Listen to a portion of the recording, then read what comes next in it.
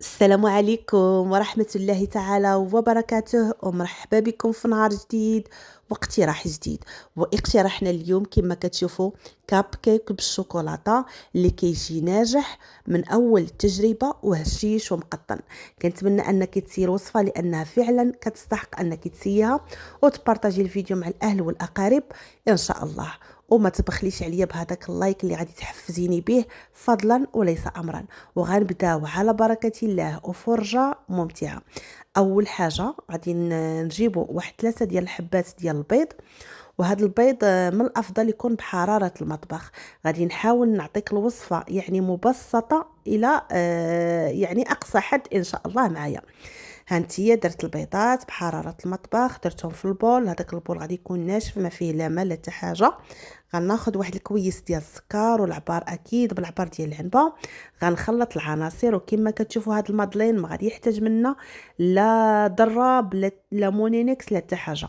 غير بالفوي كلشي سهل ان شاء الله وبسيط للمبتدئات ان شاء الله. هانتيا كما كتشوفي معايا في الصوره. حاولي تخفقي العناصر جيدا حتى السكر يذوب لينا تماما. من بعد ان شاء الله كما كتشوفي غادي نزيد هنايا الزيت، نصف كأس ديال الزيت غادي نضيفو كما كتشوفي. وانا كنخلط يعني نضيفو بالتدريج حتى تندمج ليا تماما هذيك الزيت ما تبقاش كتباين، وترجع لينا هذاك البيض ترجع لينا على شكل انه دخلت فيه الزيت باذن الله. هانتيا بهذه الطريقه. هنايا غادي ندير انا الفاني. انا غادي ندير هنايا فاني السائله، الصراحه الريحه ديالها كتكون هي زوينه على الحبيبات. ما كانتش عندك غادي تضيفي غير الحبيبات، ما كاين حتى شي مشكل. ها انتيا هنايا كما كتشوفوا هذا هو المكون اللي كيجيب لينا ان شاء الله. اسمحوا لي، كيجيب لينا هاد الكاب كيك يعني كيجيبوا راه هشيش هشيش ومقطن بزاف يعني ما تصورش. ولكن غادي ان شاء الله ملي تسيوه غادي تعرفوني علاش كنهضر. غنمزج العناصر جيدا كما كتشوفوا. وغادي ندير هنايا الكاكاو. غادي ديروا ان شاء الله الكاكاو، بغيتو ديروا معلقه بغيتو ديروا جوج كيرجع لكم الاختيار. المهم هانتوما غادي تحركوا، راه ما غاديش يدخل حتى نضيف ان شاء الله الدقيق. غادي تركزوا معايا لان هنايا المرحله ديال الدقيق هي اللي مهمه، لان دائما الكاب كيك ما كيكونش القوام ديالو فحال ديال الكيك. كنتمنى انني نحاول نبسط لك هنايا ونشرح لك مزيان باش تفهميني. بالنسبه للدقيق غادي ندير الكاس الاول كما كتشوفي معايا، وغادي نمشي معاك غير طابي طاب ونزيد الكاس الثاني. حتى لهنايا درت جوج ديال الكؤوس ديال الدقيق. غادي ان شاء الله نغربلهم جيدا. هانتي خليك معايا ونخلط باذن الله، وغادي نشوفوا القوام اللي تحصلنا عليه. هانتيا خليك معايا، وكنتمنى نكون خفيفه ظريفه على قلبك ان شاء الله، وما تمليش من المشاهده ديال الفيديو. ودائما راه الطريقه كتكون ديال الحاجه هي اللي مهمه من المقادير. هانتي شوفي خصك ضروري تشوفي الطريقه كيفاش تخدمات الحاجه باش تحصلي ان شاء الله في النهايه على واحد الريزولطا اللي زوينه. هانتي عندي هنايا كاس ثالث غادي ندير فيه غير النص وغادي نحرك. انا تعمدت هنايا باش ندير غير النص باش غادي نوريك يعني القوام ديالها. هانتيا هنايا غادي نزيد جوج شاصيات ديال الخميره الخاصه بالحلويات، كل وحده فيها 8 ديال الغرام، يعني المجموع 16 ديال الغرام. هانتيا حتى هما غندوزهم في الغربال. وغادي نخلط العناصر جيدا بهذه الطريقه اللي كتشوفي امامك في الصوره. هانتيا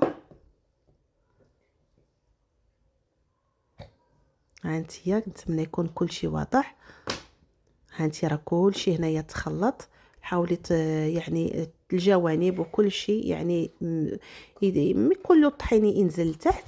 وهانتي هنا يعني وريتك هنا تماما هذا القوام ديال الكيكه العاديه، هذا هو اللي تحصلنا عليه.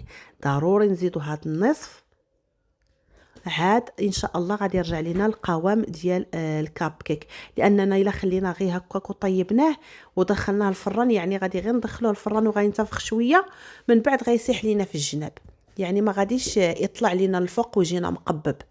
يعني ملي غادي نزيدوا هذا النصف كاس اللي في المجموع حنا درنا هنايا 3 ديال الكؤوس بالعبار ديال العنبه، يعني المقادير راها مضبوطه ان شاء الله. هانتوما هذا هو القوام اللي كنتحصل عليه.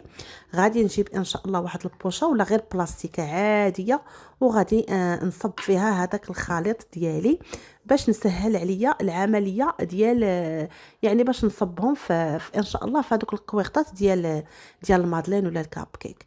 ها انت كما كتشوفي غادي ندير واحد الكميه حتى ان شاء الله نعمر، وغادي نزيد الكميه الاخرى المتبقيه لان هذه الكميه ما غاديش تهزها ليا البوشه كامله. صافي غادي نحبس ان شاء الله. ها انت كما كتشوفي وغادي نجمع يعني باش ما يتسلعش ليا نجمعو بهذه الطريقه، وغادي نحزمو وغادي ندير واحد الثقب باش يصلح ليا ان شاء الله نصب العناصر. ها انتيا كما كتشوفي غادي استفت الكويغطات وقديتهم مزيان يعني دخلتهم. وها انتيا كنحاول هنايا نعمر البوشه ديالنا بالبوشه ديالنا، كنحاول نعمر هذا الكاب كيك ديالنا ولا الكويغطات ديالنا كما كتشوفي معايا. ها انتيا غنمشي وحده وحده حتى نسالي ان شاء الله كاع الكميه اللي عندي.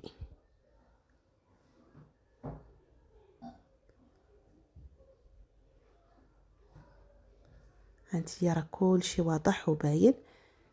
هنايا صافي من بعد ما ساليتهم غادي نحاول نمسح الى يعني داكشي اللي طاح ليا من الفوق المول، وغادي نخبطهم شويه فوق طاوله العمل، وغادي نحاول ندير لهم لي بيبيت بهذه الطريقه. يعني ممكن دير لي بيبيت تلحيهم كلهم غير عشوائي، غير انا كان عندي شويه ديال الوقت وقلت ارى هذا الوقت نحطوه هنايا نزوقوا به هذا الكاب كيك ان شاء الله. ها نتوما بهذه الطريقه نتمنى يكون كل شيء واضح وباين باذن الله، وتسيي هذه الطريقه ديال الكاب كيك اللي غادي تعجبك وتروقك وتنال استحسانك. ودائما الوصفات ديالي راه كتكون من القلب لكم من اعماق قلبي. كنتمنى منكم غير ان شاء الله البارطاج وتعاونونا باللايكات فضلا وليس امرا، باش بحال هاد المحتويات النقيه الزوينه ديالنا ديال كاع جميع الناس اللي كيحطوا يعني تبان ان شاء الله.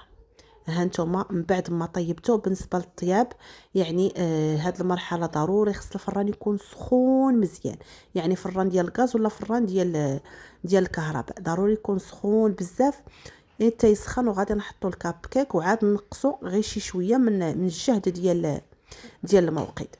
ها نتوما ونخليوهم حتى يطلعوا، وهذه هي النتيجه اللي كنتحصلوا عليها. كيجي هشيش بزاف وقطني.